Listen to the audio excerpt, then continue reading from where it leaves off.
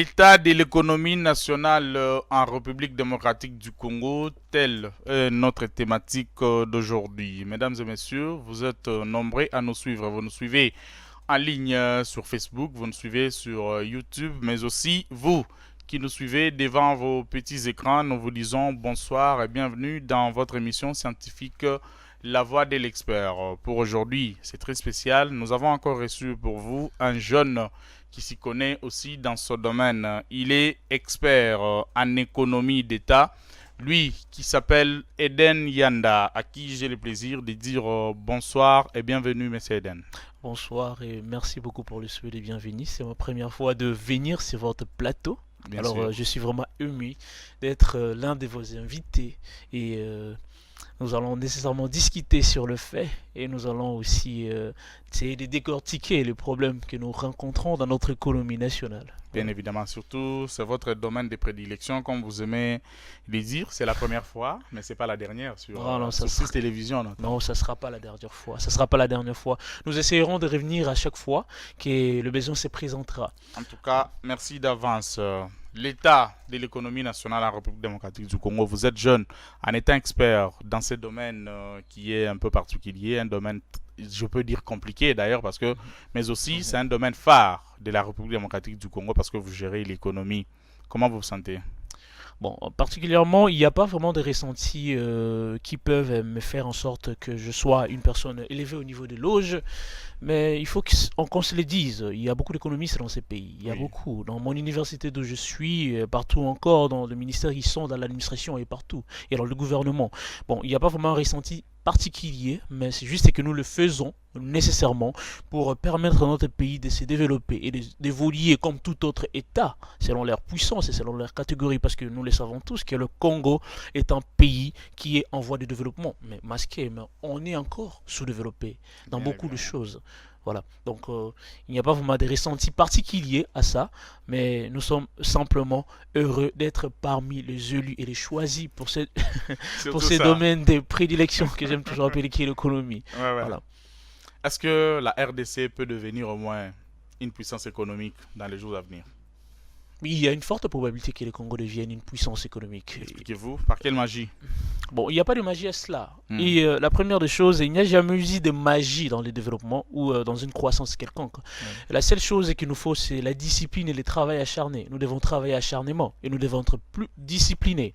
Et nous devons aussi être intègres. Il nous faut de l'intégrité. Parce que nous avons tout dans ces pays. Nous avons de grandes potentialités, que ça puisse être en ressources naturelles et que ça puisse être aussi en capital humain. Il y a beaucoup de Congolais. C'est Bien un sûr. pays qui regorge plus de 100 millions d'habitants, vous vous imaginez, et un pays qui est aussi appelé scandale géologique. Bien On a évidemment. tout de matière ici Oui, oui. pour nous développer.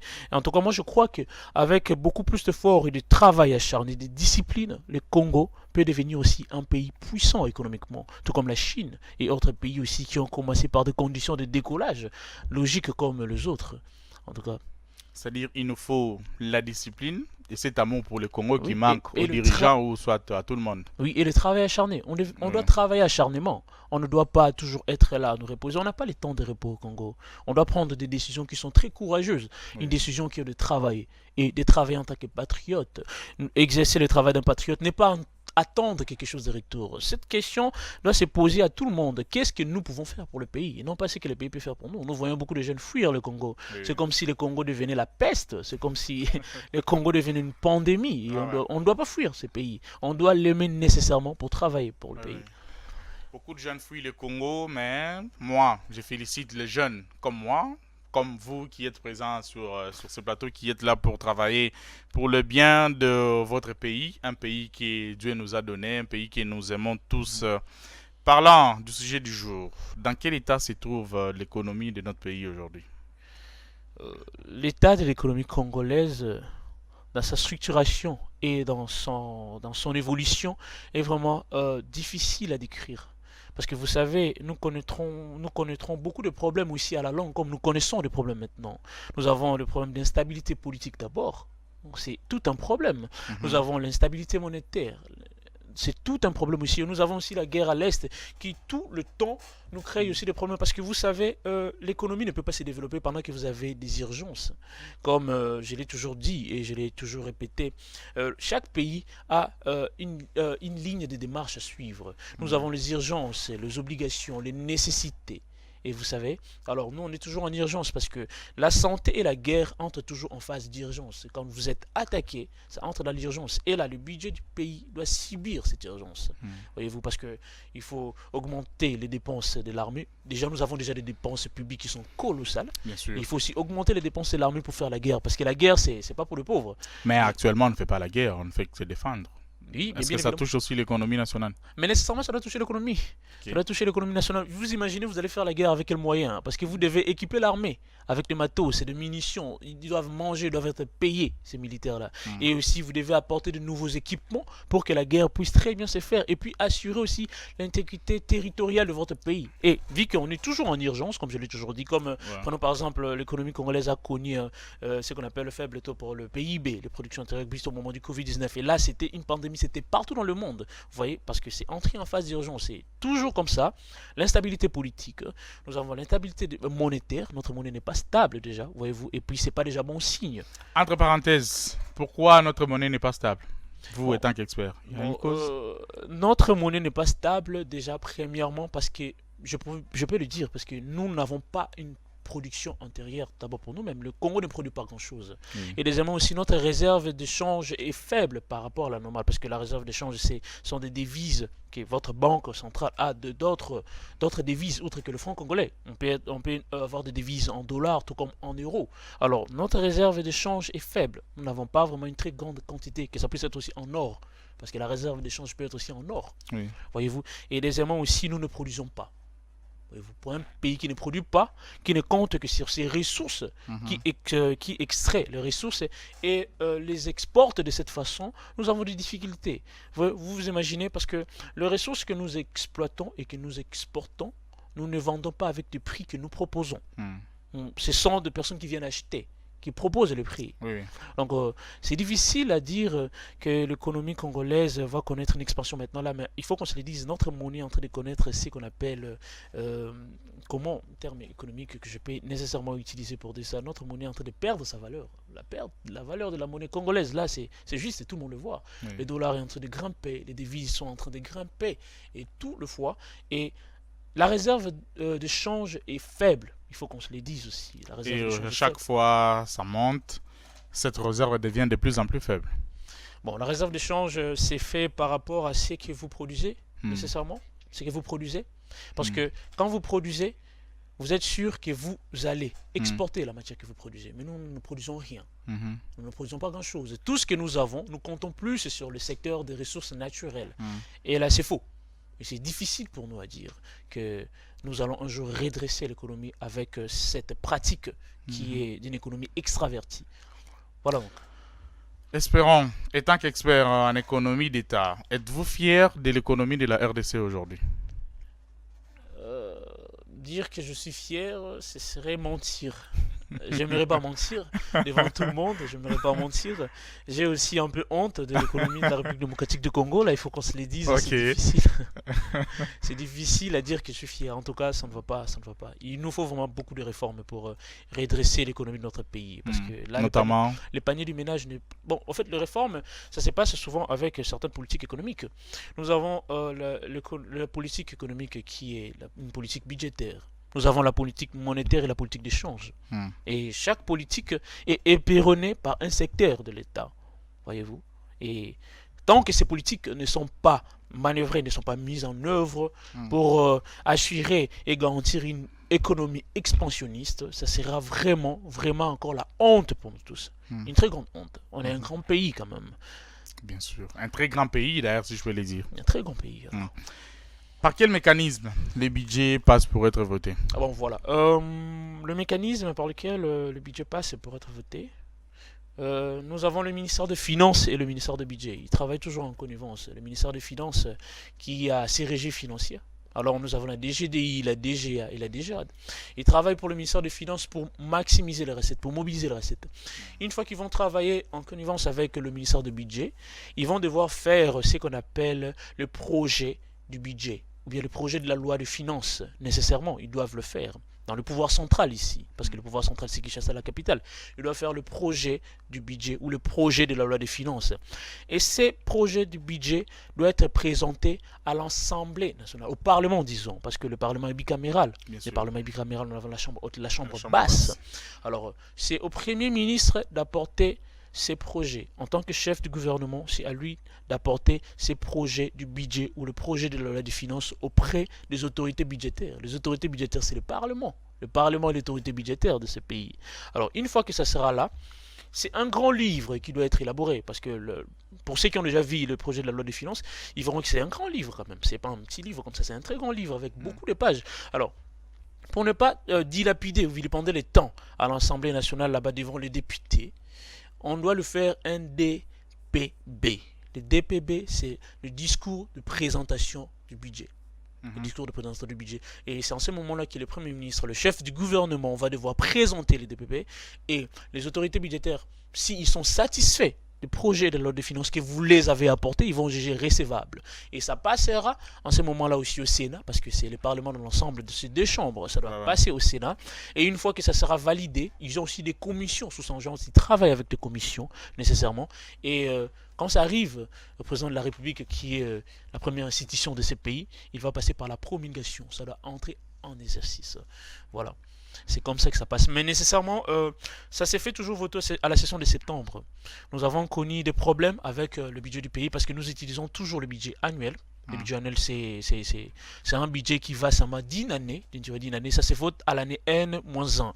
Comme par exemple, je peux dire, le budget qui sera voté pour l'année 2025 doit être voté en l'année 2024. Le budget qui sera utilisé pour l'année 2025 doit être voté en 2024. Donc la session de septembre, ça a toujours été la session parlementaire dédiée pour le vote du budget. Et puis, l'année prochaine, de 2025, le 31 octobre sera l'année de la fin de l'exercice budgétaire. Nous espérons qu'il y aura un changement. Et moi, je pense que vous serez notre invité quand il y aura cette adoption, quand on va voter les budgets. Nous allons essayer d'échanger sur ça. Comment expliquer la situation d'un budget en déficit ici, dans le contexte de notre pays? Bon, le budget entre en déficit dans la plupart des cas parce que, non, il faut que je recommence d'abord par définir le budget. Le budget, ce n'est qu'une prévision, voyez-vous. Le budget, quand on parle de budget de 16 milliards, ce n'est pas les 16 milliards que vous avez avec vous dans votre trésor public. Beaucoup de gens confondent. Beaucoup de gens confondent, ça, c'est pas les 16 milliards, ce sont que des prévisions. Quand on dit la loi des finances est passée et c'est recevable par les autorités budgétaires qui est dans le Parlement et le président promulgue, alors là, en ces moments-là, on dit qu'on doit avoir 16 milliards. Par exemple, dans les trésors publics de l'État. Mais dans le budget, on ne prévoit pas simplement les recettes, on prévoit aussi des dépenses de l'État. Nous, l'État dit on doit avoir 16 milliards. Dans les 16 milliards, on a déjà prévu des dépenses qu'on doit nécessairement faire avec ces 16 milliards. Alors, une fois que la ligne, comment ça s'appelle, c'est la chaîne des dépenses n'est pas respectée, on tombe dans ce qui est déficit budgétaire. Prenons par exemple, nous avons 16 milliards, nous avons prévu 16 milliards. Il y a des fois où ça arrive au Congo, vous avez prévu 16 milliards de budget, mais le régime financier avec certains ministères qui rapportent quand même ce qu'on appelle des recettes. Les régies financières, nous avons la DGI, comme je dis, DGRAD et la DGDA, nous ramènent encore plus de recettes que ça. Au lieu d'avoir 16 milliards, nous atteignons par exemple 20 milliards, la barre de 20 milliards.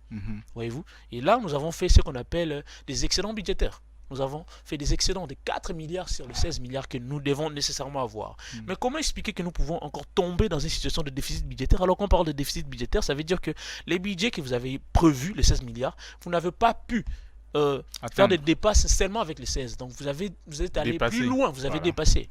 Mais nous avons par exemple prévu 16 milliards, mais nous avons atteint 20 milliards. Nous avons fait des excédents budgétaires, mais nous tombons quand même dans une situation où nous allons parler encore du budget déficitaire. Non, c'est par là que j'avais parlé. Le respect de la chaîne des dépenses. Nous ne respectons pas les dépenses que nous faisons. Voyez-vous, à chaque moment qu'il y a dépenses, il y a toujours surfacturation dans ce pays. Au lieu de faire une dépense par exemple de 3 millions, vous verrez, tous ceux qui sont autorités vont faire de surfacturation. Ils vont retirer 7 millions au lieu de 3 millions. Alors, au lieu de faire des dépenses de 3 millions prévus pendant que vous avez déjà fait une surfacturation, donc vous allez encore dépenser des millions sur les 3 millions que vous avez prévus. Et puis, qu'est-ce qui sera fait? Ça sera manœuvreux. Alors, le travail qui sera fait ne sera pas efficace. Nous, vous devez encore recommencer le travail. Alors qu'on avait déjà budgétisé les travaux devait seulement être fait une seule fois. Nous le voyons plusieurs fois avec des infrastructures qu'on conçut pour nous au Congo. Peut-être ça peut coûter 70 millions. Peut-être, mais il y aura avoir de manœuvres que vous allez voir, l'argent va sortir et la surfacturation va aussi intervenir parce qu'on est des Congolais, on n'a pas la discipline, on n'est pas intègre. On va refaire cette route-là 2 fois. Mais tout ça, ça entre toujours dans les dépenses publiques de l'État. D'où l'État va aller aussi s'endetter. Et qui va financer? Et au moment là, la Banque centrale va chercher à financer les dépenses publiques de l'État. Mais comment la Banque centrale finance les dépenses publiques de l'État? Il fait toujours ce qu'on appelle la planche à billets. Mais la planche à billets n'est qu'une solution à court terme. C'est ce qu'on appelle une politique économique conjoncturelle. Donc, vous prenez une décision pour pallier à un inconvénient seulement à court terme. Mais après ça, il y a des répercussions. L'inflation intervient à chaque fois qu'il y a planche à billets. Il y a planche à billets, la banque le fait. Nous voyons, nous avons un billet de 20 000 francs. Nous avons un billet de 10 000 francs. Mais derrière cette planche à billets, il y a toujours l'intervention de l'inflation. Toujours. Ça ne manque pas.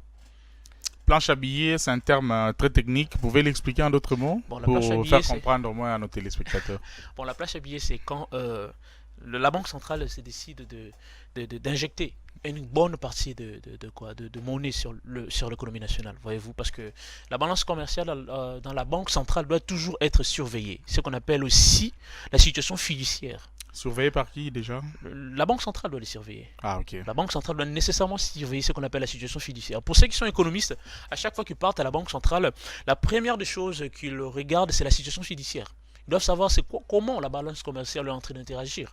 Voir les taux, il y a les dollars, la masse monétaire, les dollars qui est sur le marché et le franc congolais qui est sur le marché. Alors, au moment de la planche à billets, la Banque centrale n'injecte pas les dollars, n'injecte pas les devises étrangères. La Banque centrale injecte le franc congolais. Et en injectant le franc congolais, nous avons une très forte masse monétaire sur le marché économique. Et cette planche à billets-là peut nécessairement aussi entraîner l'inflation. Nécessairement, l'inflation. Et les causes, les conséquences? Les conséquences de l'inflation, on le voit toujours. Il y a toujours ce qu'on appelle une hausse. D'abord, déjà, l'inflation, c'est une hausse généralisée du prix de biens sur le marché. Et quand le prix des biens augmente sur le marché, la monnaie aussi va suivre après. Parce que la monnaie va commencer aussi à perdre sa valeur. Sa valeur, bien sûr. Sa valeur. Ce sont des causes palpables. Nous vivons chaque jour au Congo. Ce sont des situations que nous vivons chaque jour au Congo.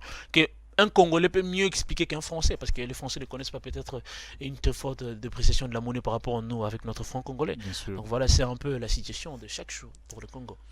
Nous continuons avec notre série de questions. Monsieur l'expert, Eden Yanda, qu'est-ce qui affaiblit l'économie de notre pays? Je les dirais dans un sens où l'économie congolaise est extravertie. Quand on parle d'une économie extravertie, on parle d'une économie qui est tournée vers l'extérieur. Oui, oui. L'économie est tournée vers l'extérieur dans un sens où nous dépendons plus d'un seul secteur. Voyez-vous? Le secteur de mines. Et nous devons tout le temps exploiter les mines. Nous devons tout le temps aussi exporter les mines. Mais nous avons un problème. Ce secteur a été libéralisé. À l'époque du Zaïre, au moment de la zaïrisation, nous avons eu la Gécamine. La Gécamine exploitait le cuivre et tout ce qui allait avec. Et la Gécamine contribuait à elle seule. Imaginez-vous, la Gécamine contribuait à elle seule à 70% de l'économie nationale. 70% pour la Gécamine. Alors, la Gécamine avait la main mise sur le secteur minier du Congo. Mais maintenant, le secteur a été libéralisé. Ou même vous, avec beaucoup d'argent, vous pouvez aller exploiter là-bas. Et l'État, dans tout ça, tout ce qu'il perçoit, ce sont des taxes. Ce sont des taxes, il attend simplement. Donc vous avez installé votre société d'extraction par exemple d'uranium, extraction par exemple de cobalt, de coltan et tout ce qui va avec, tout ce que nous avons ici. Mais l'État attend simplement les taxes et des impôts qu'il vous impose. Voyez-vous? Alors l'État ne bénéficie pas vraiment de grand-chose. Nous n'avons pas une économie diversifiée. Nous avons négligé l'agriculture. Nous avons négligé. J'allais en venir d'ailleurs. Nous avons négligé la technologie. Nous avons une terre arable, parce que partout en République démocratique du Congo. C'est 80 millions de terres arables pour le Congo. Voyez-vous, 80 millions. Mais nous pouvons. Oui, nous pouvons faire de l'agriculture intensive et extensive. Nous pouvons exploiter, mais nous avons négligé l'agriculture. Alors, c'est une source de revenus potentiels. Nous avons négligé les secteurs de tourisme. Et le Congo a des places où on peut visiter. Il y a beaucoup. La parc de Énormément. Virunga au Congo central. Vous pourrez aller à Goma de l'autre côté. Nous avons négligé même la technologie de l'information et de la communication. Nous n'avons pas pu diversifier notre économie. Et nous nous retrouvons dans une situation où nous n'avons qu'un seul pilier de notre économie qui est le secteur de mines, mais qui est aussi combattu par la guerre. Nous avons toutes les nations du monde veulent avoir ce que nous avons. Alors il y a la guerre là-bas, il n'y a pas possibilité de bien travailler, de bien faire ce qu'on appelle l'expansion économique simplement de ces secteurs. En tout cas, c'est difficile, il faut qu'on se le dise. Voyez-vous. Nous avons prévu des concepts pour vous. Parmi Oui. les deux concepts, il y a... D'ailleurs, il faut choisir entre la connaissance, la croissance économique et le développement durable. Parmi ces deux concepts, c'est quoi les concepts que la RDC peut choisir pour son développement? Ok, la croissance économique et le développement durable, ce sont des concepts qu'on ne peut pas choisir l'un au détriment de l'autre. Là, il faut qu'on se les dise, parce que la croissance économique vise à améliorer le niveau de vie de la population. Voyez-vous, dans la croissance économique, on vise à améliorer le niveau de vie de la population et à réduire ce qui est le chômage ou la pauvreté. Mais le développement durable a comme loi permettre à la génération présente de se ressourcer, par exemple de ces ressources, mais sans contraindre les générations futures à aussi bénéficier de ces mêmes ressources. Mais dans la croissance économique, on ne vise que l'amélioration du niveau de vie de la population. Alors pour viser l'amélioration du niveau de vie de la population, il faut une forte exploitation. Nous avons le sol, nous avons le sous-sol, nous avons tout. Dans la croissance économique, il faut nécessairement exploiter sans tenir compte même de l'environnement. Mais alors que les lois de la croissance économique, les lois du développement durable fait en sorte que à chaque fois que vous exploitez, tenez compte de l'environnement, faites en sorte que même votre exploitation puisse être respectée en telle enseigne que les générations futures ne puissent pas manquer parce que nous avons des ressources qui sont épuisables et non renouvelables. Hmm. Voyez-vous. Et pour le dire, moi je pense que la croissance économique et le développement durable, on ne peut pas choisir un concept. Les deux concepts doivent trouver un terrain d'entente. On doit trouver l'équilibre entre les deux. D'où nous prenons la croissance économique, d'où nous prenons aussi le développement durable. On ne peut pas choisir entre les deux Ce qui concepts. n'est pas fait jusque-là. Au moment où nous avons tant d'économistes, beaucoup d'experts très expérimentés d'ailleurs, pour ne pas citer leur nom ici, Mais, mais nous connaissons au moins dans ce domaine, il y a quelques-uns, quelques têtes bien faites qui excellent dans ce domaine. bon, oui, en fait, là ça peut être une idée d'une seule personne, mais vous savez, il faut proposer. Hmm. Il faut proposer au gouvernement. Nous sommes échapeautés par un gouvernement, nous sommes échapeautés par des autorités. Qui peut proposer? Mais n'importe qui, nous avons vu, la proposition peut passer par n'importe qui. Donc, nous avons vu le professeur Noël Chani proposer une loi qui Oui, est oui, entrée à l'Assemblée. bien N'importe qui sûr. peut proposer. Alors, si vous avez aussi la Ça dit proposition, même vous pouvez et proposer. je peux proposer, Faites-les alors. je peux proposer, mais il D'accord. suffit de trouver une personne fiable qui peut faire en sorte que ça passe et que ça soit voté. C'est ça. Nécessairement, c'est ça. Vous pourrez proposer, on est des autorités. Est-ce que vous pensez qu'il n'y a pas de personnes fiables dans notre Parlement pour chercher? Bon, il y a des personnes fiables, vous savez, mais c'est juste que ce sont des personnes, dans la politique congolaise, les personnes qui sont forts et qui sont très intelligents se cachent. Et puis Oui. ce sont des tonneaux vides, excusez-moi, ce sont des personnes qui veulent se retrouver, qui font trop de bruit, là, Tout vous le monde voyez. sait, c'est la réalité au moins. C'est la réalité, vous voyez. Alors, pour repérer ces personnes intelligentes-là, qui veulent vraiment du développement, c'est difficile parce que on a parlé, je vous ai parlé de l'intégrité. On n'est pas intègre dans ces pays. Vous savez, même une personne intelligente devant l'argent au Congo tombe facilement. Comme vous Hmm. l'avez dit, on a beaucoup d'experts, on a beaucoup de personnes qui ont la matière, qui ont la connaissance. Il y en Mais a devant beaucoup, l'argent, c'est une beaucoup, très alors forte énorme. faiblesse. Une très forte faiblesse. Et là, c'est notre point faible, en tout cas. Le Qu'est-ce Congolais. qu'est-ce qu'il faut pour que ces personnes soient intègres aujourd'hui pour servir leur pays? C'est quoi le mécanisme ou je peux même parler de la magie. Quelle est la magie qu'on peut imposer à ces personnes-là pour que ces personnes servent obligatoirement ou nécessairement leur pays? Avant de servir un pays, il faut l'aimer. Combien de personnes aiment le Congo déjà? Hmm. Combien de personnes veulent voir le Congo exceller? Une question très difficile. Une question très Continuez. Une question très difficile, il faut l'aimer. Ouais, ouais. Vous voyez, on s'est toujours dit la même chose. Combien de personnes aiment le Congo? Combien de personnes vont en politique pour travailler pour le Congo? On ne connaît pas ces personnes-là. On le voit tout simplement, mais on ne connaît pas.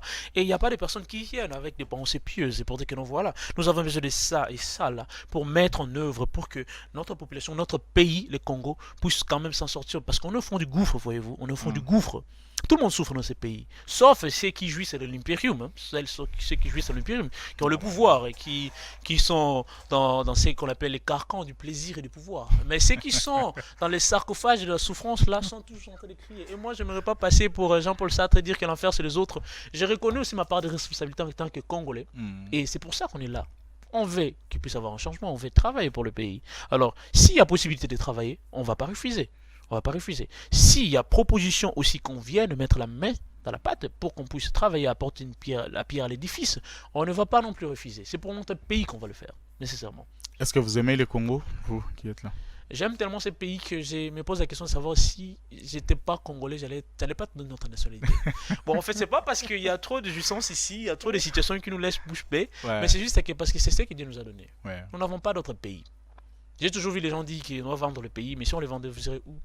Quel est ce pays qui va vous accueillir, qui est votre propre pays? C'est notre nation. Nombreux. Oui, j'ai déjà lu aussi le livre de Pépin Guillaume Andjoulou sur Ma Nation, la structure de l'homme congolais, ou bien la révolte métaphysique d'un jeune congolais. Il a parlé de beaucoup de choses. Et l'amour de la patrie d'abord. D'abord l'amour de la patrie. Nous avons combien de pays nous avons vu faire des guerres tout simplement à cause de leur pays? Ils ont fait des guerres, ils ont livré des guerres juste pour défendre leur pays, parce qu'ils aiment leur nation. Voyez-vous. Alors, nous aimons tous le Congo comme vous aimez le Congo. Vous n'avez pas fui le Congo. Bien sûr, je ne pas fui et je ne peux pas fuir ces pays. C'est parce que c'est là où les bons Dieu m'a mis. Je dois les servir d'ailleurs, au contraire. Merci. Vous aimez les Congo comme tout le monde, comme moi. Pour ne pas dire tout le monde, mais vous aimez les Congo comme moi. On vous donne une responsabilité aujourd'hui. Vous êtes jeune, sans vous demander une expérience de 5 ans, de 10 ans, comme on a l'habitude de demander. Qu'est-ce que vous pouvez être à mesure de faire pour stabiliser l'état de l'économie de notre pays? D'abord, moi, premièrement, ma première idée a toujours été de diversifier l'économie. De diversifier l'économie congolaise. On ne doit pas simplement être sur une même lignée, voyez-vous. On ne doit pas se mettre concentré sur ce que nous faisons. Non, l'économie congolaise doit être diversifiée. Je vous ai parlé de l'agriculture. On doit trouver une solution pour l'agriculture. Parce que 70% de la population paysanne, ça a été même un sujet de mon travail pour la licence, 70% de la population paysanne vit de l'agriculture, mais qui n'est pas mécanisée. C'est avec la ou la hache et avec tout ce qu'ils font pour vivre. Mais imaginez-vous avec tout ce qu'on a comme terres arables. Nous devons d'abord diversifier l'économie de la République démocratique du Congo. Là, il faut qu'on se le dise.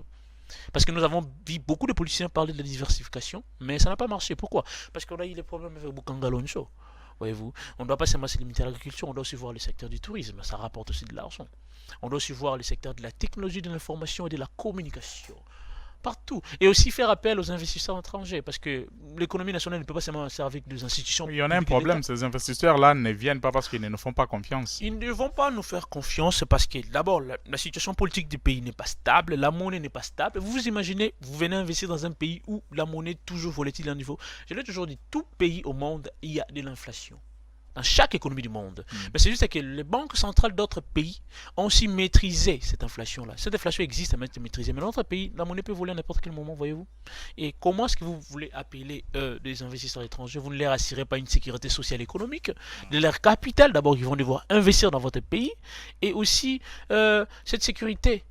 Pas seulement la sécurité économique, mais cette sécurité. Les pays n'est pas en sécurité, voyez-vous. Tout le temps, il peut y avoir un soulèvement de la population et puis tout le monde va fuir le Congo. Et puis, les investisseurs n'aiment pas ça. Ils doivent investir dans des lieux où il y a pas seulement les calmes, mais il y a aussi la sécurité économique et sociale aussi, nécessairement. Donc, diversifions d'abord l'économie. C'est ça le vrai problème. C'est ma première idée que je suis en train de pousser. Les taux d'échange qui montent en puissance parce que chaque jour, est-ce qu'on peut les stabiliser? Par quels moyens ou soit qu'est-ce que nous pouvons faire pour stabiliser au moins ces taux d'échange parce que les gens ne comprennent pas. Surtout, la population réclame chaque jour, non, il y a les taux qui étaient à 25, aujourd'hui c'est 27, 28, 30 par-ci, par-là. Qu'est-ce qu'on peut faire? Qu'est-ce que la RDC peut faire en ce moment précis pour stabiliser au moins les taux d'échange? Voilà, vous, étant qu'économiste. Voilà, d'abord, premièrement, comme je vous ai parlé, il y a trois politiques économiques qu'on doit nécessairement utiliser. Et nécessairement, on doit l'utiliser. Nous avons la politique... on doit l'utiliser, c'est-à-dire on ne les utilise pas. Bon, je ne sais pas si on les utilise parce que si on les utilisait normalement comme il se doit, nécessairement, on ne doit pas tomber dans une situation où les devises étrangères font en sorte que notre monnaie puisse perdre la valeur. D'accord, continuez. Nous avons la politique d'abord budgétaire, la politique monétaire et la politique d'échange. Voyez-vous, la politique budgétaire est gérée par les services gouvernementaux. Voyez-vous, la politique budgétaire est géré par des services gouvernementaux. Ce sont les services gouvernementaux qui gèrent. Et tout ça pour assurer nécessairement, améliorer la production économique du pays. Voyez-vous. Et la politique monétaire est gérée par la Banque centrale. La Banque centrale gère la politique monétaire du pays. Tout nécessairement pour assurer ce qu'on appelle le niveau d'inflation sous contrôle. Donc, nécessairement, la politique monétaire de la Banque centrale, c'est ça. Ils doivent nécessairement savoir la masse de monnaie qu'ils déversent sur le marché et le monnaie qu'il y a aussi dans l'économie. Ils doivent nécessairement s'assurer que voilà, l'inflation existe bel et bien, mais cette inflation n'est pas en train de nous mettre le bâton dans les roues pour notre propre population. Alors, même aussi la politique d'échange, parce qu'il y a aussi quelques outils qu'ils doivent nécessairement utiliser. Les prélèvements, nous avons aussi les dettes publiques de l'État. L'État des dettes, voyez-vous. L'État des dettes qui doit nécessairement liquider. Nous avons le prélèvement fiscal. Voyez-vous, le palier de ménage aussi doit exister là. Alors, cette histoire de taux, pardon, comme on le dit toujours, le taux d'échange qui monte, ça va aussi de pair, comme je vous ai dit, la production. Nous ne produisons pas. Et quand nous ne produisons pas, nous ne sommes pas en mesure de gonfler notre réserve d'échange. Alors que notre réserve d'échange nous permet nécessairement de stabiliser aussi la monnaie. Quand nous avons une très forte réserve d'échange, une très grande réserve d'échange même que je peux dire, la monnaie peut aussi avoir cette certaine stabilité. Et quand nous produisons aussi, nous ne produisons pas. Et à la fois dernière, je ne sais pas si vous avez vu, il y a eu l'ouverture d'une usine de cure-dents. Je sais pas. Ah oui. Pour la première, voilà. Et c'est la première des choses qu'on a essayé de faire. Jusque-là, les cure-dents et les carreaux de faïence. Et j'espère qu'on va continuer de faire quelque chose encore de mieux. Espérons. Les nouveaux ministres de l'économie, vous pouvez dire un mot sur son profil par rapport à l'état actuel de notre économie. Est-ce qu'il peut être à mesure de faire quelque chose ou de changer la situation actuelle? Vous le connaissez personnellement? Personnellement, je ne le connais pas, mais nous connaissons qu'il est... C'est Daniel Mukoko Samba. Donc voilà. Je ne sais pas si vous le connaissez personnellement. Bon, en fait, je ne le connais pas personnellement. Alors, par rapport à ce que vous avez appris de lui, parce que c'est un ministre de l'économie avec tout ce qu'on nous a laissé comme héritage par le précédent ministre, lui qui est là, par rapport à son profil, en le voyant, vu son parcours, vu son expertise, mais aussi son expertise, est-ce que aujourd'hui il peut être en mesure de stabiliser ou soit de stabiliser l'État ou soit de donner un bon état de l'économie nationale? Bon, d'abord, il a un parcours élogieux, vous savez. C'est pas donné à tous de faire de grandes études. Hein. C'est pas donné à tous de faire de grandes études. Alors, il a un très bon profil pour travailler. Il a un très bon profil, comme on l'avait dit aussi que l'autre monsieur Tchani avait un très bon profil pour être aussi dans la Banque centrale. Il a un très bon profil, c'est un très bon ce monsieur. Il a de la connaissance, il a de l'expérience, il a de l'expertise, il a tout ce qu'il faut. Alors, quitte à nous de voir pendant qu'il va travailler s'il aura cette volonté, parce que c'est la volonté qui est le problème, c'est la volonté. S'il aura quand même cette volonté... L'intelligence est là, il a tout la maîtrise est là, tout, mais c'est la volonté. Mais Mukoko Samba, c'est pas n'importe qui. C'est pas n'importe qui, c'est parmi les gaillards. C'est parmi les gaillards, surtout en économie de notre pays. C'est parmi les personnes qui reflètent vraiment des connaissances économiques que nous devons avoir. Que nécessairement nous devons avoir. Il a ces profils-là. Alors j'étais heureux de voir qu'il soit là. Et puis... pas seulement erré, mais j'étais aussi aimé qu'il puisse se retrouver là parce qu'on espère quand même quelque chose de bien. On ne peut pas souhaiter le mal, qu'il va très mal travailler. Non, il n'a pas encore travaillé. Connaissant son intelligence et ses capacités, on s'est dit que voilà, il va faire quelque chose de bien. Il va quand même faire quelque chose de bien. Et avec tous les marchés, parce que le ministère de l'économie doit nécessairement veiller sur le marché. Voyez-vous, le marché public de l'État, pas seulement le marché public aussi doit suivre tout ce qui est à la stabilisation des prix, tout ce qui est à la monnaie. Il doit nécessairement veiller là-dessus. Au nouveau ministre de l'économie, vous qui avez du pain sur la planche, nous vous invitons à travailler, nous vous invitons à trouver des solutions aux problèmes économiques que la République démocratique du Congo a. Nous vous souhaitons aussi bonne chance parce que jusque-là, vous n'avez pas encore travaillé. Comme vous allez travailler, nous vous souhaitons bonne chance et nous vous disons bon mandat à vous en espérant qu'il y aura un changement. Monsieur l'expert, Eden Yanda, est-ce que vous pensez aujourd'hui que l'économie congolaise peut se redresser un jour? Nécessairement, l'économie congolaise peut se redresser. Je l'ai toujours dit, ce n'est pas seulement une question de foi, mais c'est une question de conscience. Voyez-vous, moi je crois nécessairement que l'économie congolaise va connaître une période d'expansion. Voyez-vous, bien que la période expansionniste peut aussi créer une très forte pauvreté, parce que tout le monde a l'argent. Mais moi, je crois que l'économie congolaise peut se redresser. Parce qu'on a beaucoup de pistes et de solutions. Qu'est-ce qui nous manque? Comme je vous avais dit, c'est un problème d'hommes. Le Congo rencontre un problème d'hommes. Combien d'alphabets connaissez-vous au Congo? Combien de personnes ont étudié? Combien de personnes ont la volonté de faire pour ce pays? On a ce qu'on appelle un petit syndrome. Là, il y a un écrivain qui a parlé de ce syndrome. C'est le syndrome du contentement, voyez-vous. On se contente trop dans ce pays-ci. On ne veut pas exceller, voyez-vous. On se limite toujours à un niveau 10. Non, oh, il y a coquine abisso. Non, on doit pas avoir cette pensée. Nécessairement, on doit toujours avoir la pensée d'exceller. Que ça puisse être dans n'importe quel domaine, que ça puisse être dans la justice, que ça puisse être dans l'économie, que ça puisse être dans tous les domaines, on doit exceller.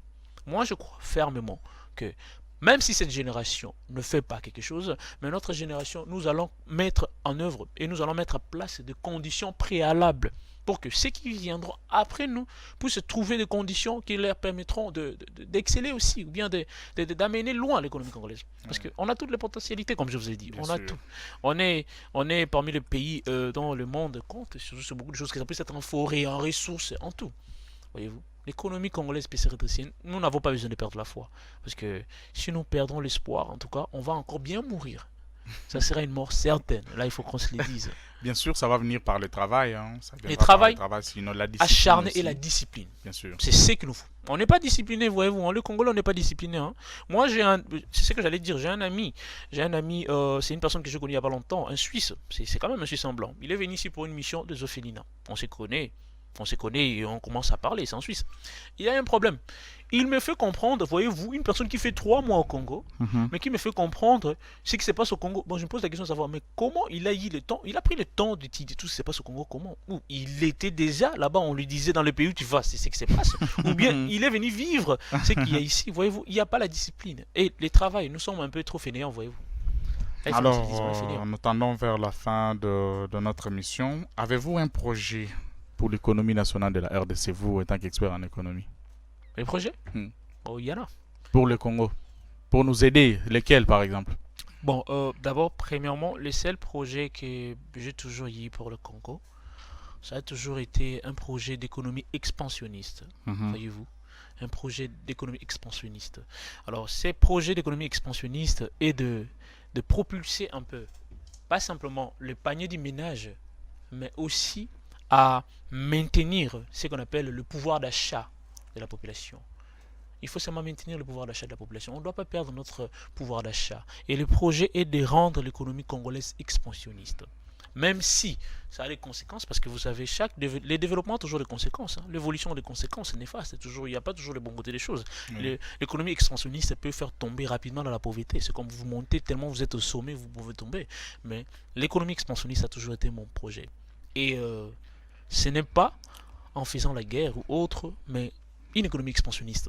C'est ça vraiment mon projet sociétal et mon projet communautaire. Merci beaucoup, Eden Yanda. Votre dernier mot, on peut l'avoir en quelques secondes et puis on clôture. Alors, le dernier mot que je peux dire, j'aimerais encourager la jeunesse de ne pas perdre l'espoir, de travailler acharnément et d'être surtout discipliné. La discipline, nous devons l'avoir, et le travail acharné. C'est tout ce que je demande à notre génération. La discipline et le travail acharné. Voilà. Merci beaucoup, mesdames et messieurs. Nous sommes à la fin de notre émission. Nous avons reçu pour vous Eden Yanda, qui est expert en économie d'État. Avec lui, nous avons échangé sur l'état de l'économie de la République démocratique du Congo, notre cher et beau pays. Comme je l'ai dit, les jeunes sont aussi experts dans ces pays des prédations permanentes. Mesdames et messieurs, c'est par cette note que je vous dis au revoir. Restez branchés sur Six Télévision.